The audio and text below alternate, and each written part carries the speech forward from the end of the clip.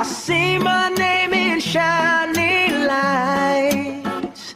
Yeah, a different city every night. Oh, I swear the world better prepare for when I'm a billionaire. It's time to get down to business on the weekend's #1 business program.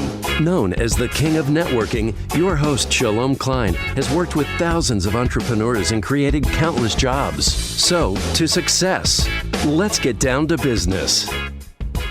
And indeed, we're all about small business, jobs, and entrepreneurship and business. We talk a lot about business here. You're on with Get Down to Business, and I'm your host, Shalom Klein. Remember, you can always download podcasts from Get Down to Business on my website at shalomklein.com. And while you are there, don't forget to follow me on Twitter at Shalom Klein. It's going to be a bit jam-packed week of content and information you will not want to miss. So let's jump right in. I'm so thrilled and honored to be joined by Dr. Christopher Kolenda, who is the founder of the Strategic Leaders Academy, a retired Army colonel, and he has a PhD in war studies from King's College in London and is the author of ZeroSum Victory, What We're Getting Wrong About War, a very timely topic, as well as leadership, the warrior's art. Chris, welcome to the program. Thank you, Shalom. It's delightful to be here with you. Absolutely. It's an honor to have you. So first, I always love to get to know the person behind the microphone. I just shared a little bit about your bio, and I know you've been featured in New York Times best-selling books lists, as well as many media outlets. But why did you become so passionate about leadership in general? And of course, thank you for your service. And just tell us high level a little bit about why you're so passionate about what you do. Thanks, Shalom. And likewise, thank you for yours. I know that you're currently serving as well. So it's great to be on with another veteran.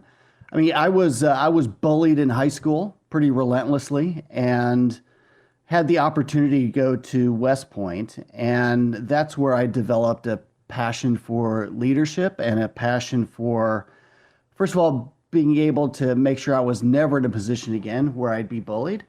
And secondly, equally important is to make sure that people around me and people I cared about and people who I was supposed to lead weren't bullied either. And so that all put me on this journey, and I was very fortunate to have served in the Army for 24 and a half years. That included several deployments to Afghanistan. You can read about some of that in Jake Tapper's best-selling book, The Outpost. And then after I resigned from the government, and I started my own leadership consulting business, and I've loved every minute of it ever since. That's awesome. Again, thank you. That's fantastic. And on the screen in my room over here, I'm playing CNN, and I've got Ukrainian President Vladimir Zelensky playing out there in the background. And he certainly has come across as what many would say, that term, leader, the leader that his country needs. And certainly we're looking at folks like Russian President Vladimir Putin, looking at what his leadership means. So what does leadership mean to you, and how should we be looking at history, going back all the way to Alexander the Great, to look at who is a leader and who is the right leader? Yeah, leadership means to inspire people to contribute their best to your team's success. And across history, that's what you see as good and effective leadership. And every part of that is vital. So leadership means to inspire. It doesn't mean to coerce. So people are following you voluntarily, rather than under threat of punishment or because you're dangling some carrots in front of them. Second, you are inspiring them to contribute their best.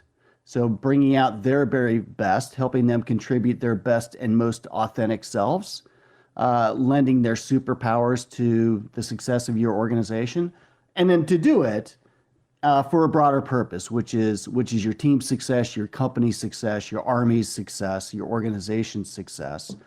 And so that's what leadership is all about. And what's vital is leaders get good at getting better. Absolutely, absolutely. Again, I'm chatting with the author of ZeroSum Victory, What We're Getting Wrong About War. And Chris, that's a really great segue into talking about business, because that's who our listeners are.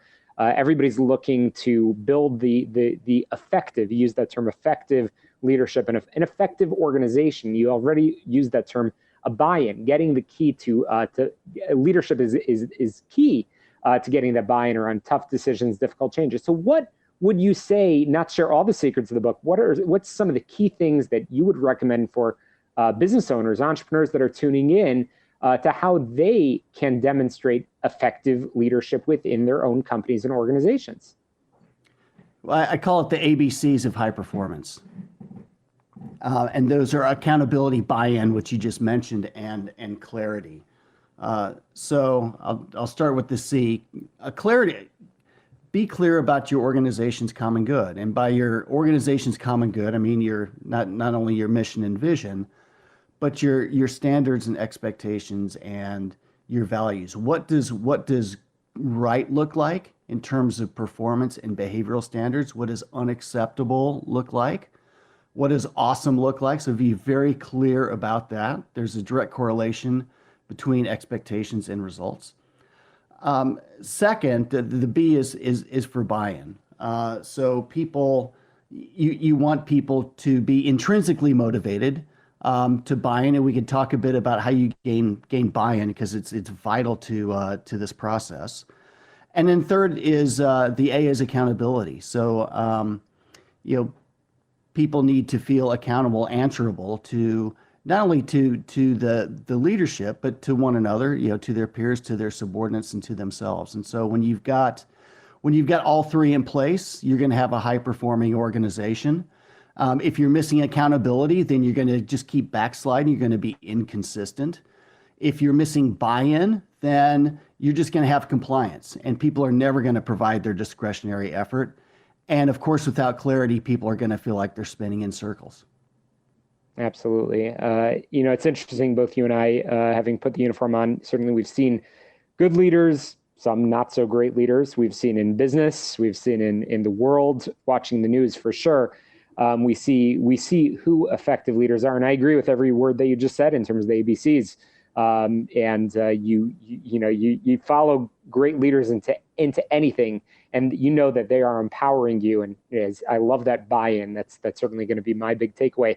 So you've written the book ZeroSum Victory. What are some of the key highlights, certainly as it relates to current affairs, as well as some of the other things that if our listeners remember nothing else from this conversation, that you want them to take away?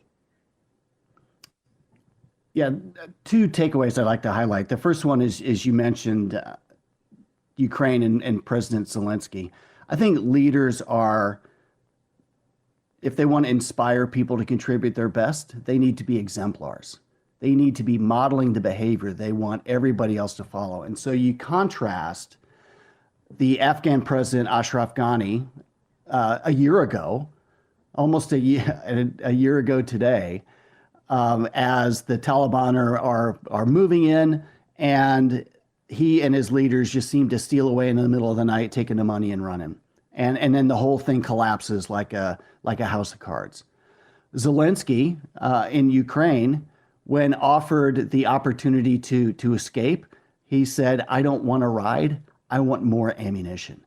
And so he, through force of example, was able to rally his people behind defending their territory, whereas the Afghan military just simply collapsed. So that would be the first one. The second piece, and the reason to read ZeroSum Victory, is I looked at the wars in Afghanistan, Iraq, and Vietnam, and we keep making the same unforced errors and own goals. And I think complacency is doing the same thing over and over again and expecting the same results. Because when your adversaries are innovating, you're just simply going to fall further and further behind. And we saw that in each of the three conflicts where we kept doing the same things over and over again. Our adversaries innovated, and suddenly we found ourselves in untenable positions. Absolutely. Well, there's some very clear takeaways, and I've certainly learned a lot about leadership in our conversation. Running close to the end of our time together, and I want to make sure our listeners know where they can pick up a copy of ZeroSum Victory, as well as Leadership, the Warrior's Art, as well as learn all about the Strategic Leaders Academy. Chris, can you share your website and contact information? Absolutely. The books are available anywhere great books are sold. In terms of our website is strategicleadersacademy.com. And if you're interested in the 1,700-mile bicycle ride that I'm taking to visit the graves of the 6 paratroopers from a unit who were killed in action in Afghanistan, you can go to honorride.us. So that's not honorride.com, but honorride.us as in United States. Fantastic. Thank you again, Christopher Kolenda. Appreciate you joining us. Again, the founder of the Strategic Leaders Academy. And that's a wrap for us here on this conversation. But coming up, we're going to continue our conversation all about small business, jobs, and entrepreneurship. You don't want to touch that dial. Got more Get Down to Business when we return in just a moment. Be sure to visit my website, shalomklein.com. We'll be right back. Thank you so much for having me, Shalom.